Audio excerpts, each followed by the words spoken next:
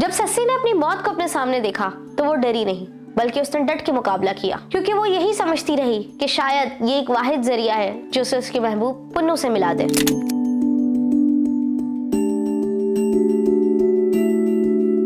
आप सभी ने पाकिस्तानी बैंड नफ्स का वो गाना तो जरूर सुना होगा, जी सस्सी।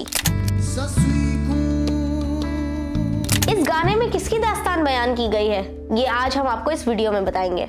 प्यार मोहब्बत की कहानियां तो फिल्मों और टीवी के जरिए आज के जमाने में बहुत आम है, लेकिन क्या कभी आपने ये सोचा है कि पुराने जमाने की चलती हुई लोक दास्तानें आज भी लोगों के दिलों में एक खास जगह क्यों रखती हैं? जैसे कि पुराने जमाने के लोग अपने शायरों और सूफियों की लिखी हुई दास्तानों को अपनी सकाफत का हिस्सा समझते थे, और फिर ये लोक दास्तानें सदियों तक अलग अलग शक्लें इख्तियार करके लोगों के दिलों में बस जाती थी। इसी तरीके से शाह अब्दुल लतीफ भिटाई की किताब शाह और रसालों में लिखी हुई 7 रोमानवी दास्तानें, जिन्हें हम 7 सुर भी कहते हैं, उनमें से सस्सी पुन्नू बहुत ही मशहूर है। 21वीं सदी में तो हम विमेन एम्पावरमेंट पे बहुत बात करते हैं, लेकिन शाह अब्दुल लतीफ भिटाई 1866 से औरतों की बहादुरी और हिम्मत के बारे में बात करते आए हैं, और उनकी 7 रोमानवी दास्तानों में मरकजी किरदार और नुक्ता नजर औरतों पर ही है। इससे पहले भी सोनी महिवाल की दास्तान हम अपनी पिछली वीडियो में बयान कर चुके हैं। अगर आपने वो नहीं देखी तो अभी मेटा स्टोरीज के यूट्यूब चैनल पर जाकर जरूर देखिए। सस्सी पुन्नू की कहानी में भी सस्सी की हिम्मत, बहादुरी और दिलेरी पर रोशनी डाली गई है। सस्सी बंभोर के हिंदू राजा के घर पैदा होती है। राजा और रानी अपनी ब्राह्मण रिवायत के मुताबिक सस्सी की पैदाइश पर उसका मुस्तकबिल मालूम करने के लिए उसे एक नजूमी के पास लेकर जाते हैं, मगर नजूमी उनको खबरदार करता है कि सस्सी उनके शाही खानदान पर धब्बा लेकर आएगी, क्योंकि वो एक मुसलमान लड़के से मोहब्बत करेगी। ये सुनकर राजा और रानी बहुत दुखी हो जाते हैं। वो सस्सी से प्यार बहुत करते हैं, मगर अपनी शाही खानदान की इज्जत और शान शौकत को बचाने के लिए वो ये फैसला करते हैं कि वो सस्सी को एक लकड़ी के डब्बे में बंद करके दरियाए सिंध में बहा देंगे, ये सोच के कि शायद कोई रहमदिल इंसान उसे बचा ले। अगली दोपहर तक सस्सी लकड़ी के डब्बे में बंद होकर दरियाए सिंध में बहती रहती है, और फिर धोबी घाट के एक किनारे पे आके रुक जाती है। धोबी घाट का मालिक अता वैसे तो बहुत अमीर होता है, मगर वो और उसकी बीवी बहुत अरसे से बेऔलाद होते हैं और खुदा से दुआ मांगते रहते हैं कि उनके घर पे भी औलाद जैसी नेमत आए।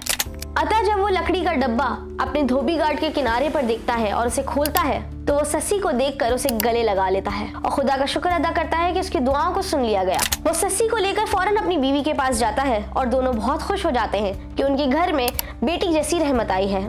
सस्सी उसके घर में बहुत नाजों से पलती बढ़ती है। उसे किसी चीज की कोई कमी नहीं होती, क्योंकि उसका बाप बहुत अमीर होता है और उसकी हर ख्वाहिश पर जान देता है। सस्सी बेइंतहा खूबसूरत होती है और उसकी खूबसूरती के किस्से बहुत दूर दूर तक मशहूर होते हैं। वो अक्सर अपने बाग में टहलने जाया करती है। एक दिन बाग में टहलते हुए मकरान से आया हुआ एक कारवां उसे देख लेता है और फौरन जाकर मकरान के शहजादे को खबर करता है। मकरान का शहजादा राजा अली हूद का बेटा होता है पुन्नू। पुन्नू जब सस्सी की खूबसूरती के किस्से सुनता है तो उसके दिल में यह ख्वाहिश उजागर होती है कि वो सस्सी से जाके मिले, और वो फैसला करता है कि वो सस्सी से मिलने के लिए एक इतर बेचने वाले का भेष बदलेगा।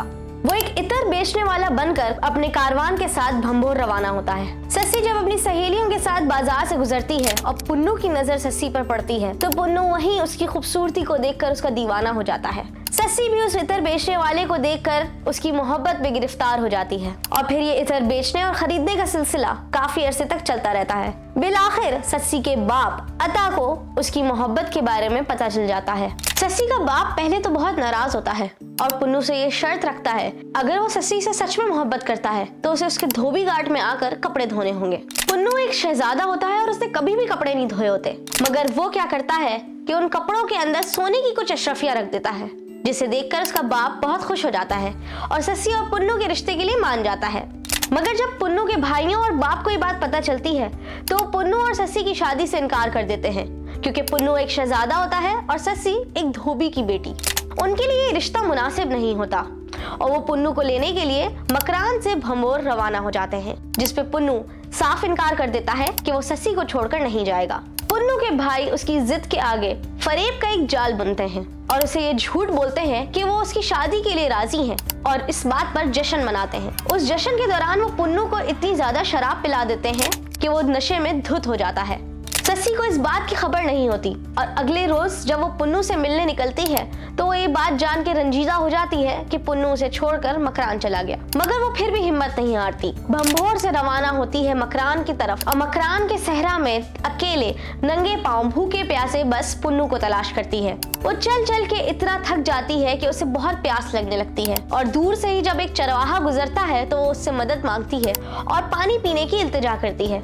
मगर चरवाहा भी उसकी खूबसूरती को देखकर उस पर गलत नजर डालता है। सस्सी अपनी इज्जत बचाते हुए वहां से भागती है और खुदा से इल्तिजा करती है कि वो उसे बचा ले।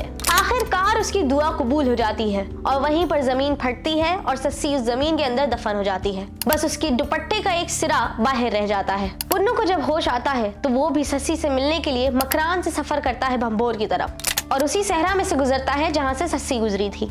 सस्सी को तलाश करते करते उसे वही चरवाहा नजर आता है और चरवाहा सस्सी के बारे में पूरी बात बयान करता है। जब पुन्नू जमीन की उस जगह पर पहुंचता है तो उसे सस्सी के दुपट्टे का वो हिस्सा नजर आता है और वो खुदा से इल्तिजा करता है कि किसी तरीके से वो सस्सी से मिल जाए। और तब पुन्नू की भी दुआ कबूल होती है और जमीन एक बार फिर फटती है और पुन्नू बिल आखिर अपनी सस्सी के साथ दफन हो जाता है। सस्सी पुन्नू की ये दर्दनाक दास्तान इतनी मशहूर हुई थी कि जो भी ये दास्तान सुनता है वो दिल से रोना शुरू कर देता है। इसके अलावा सस्सी के दुपट्टे का वो सिरा भी इतना मशहूर हुआ था कि आज भी सिंध में उसी डिजाइन का कपड़ा मखसूस सस्सी के नाम से ही फरोख्त किया जाता है। इस दास्तान के अलग अलग वर्जन्स हमें पढ़ने और सुनने को भी मिलेंगे। ऐसी मजीद लोग दास्तान सुनने के लिए मेटा स्टोरीज को फॉलो करते रहिए। शुक्रिया।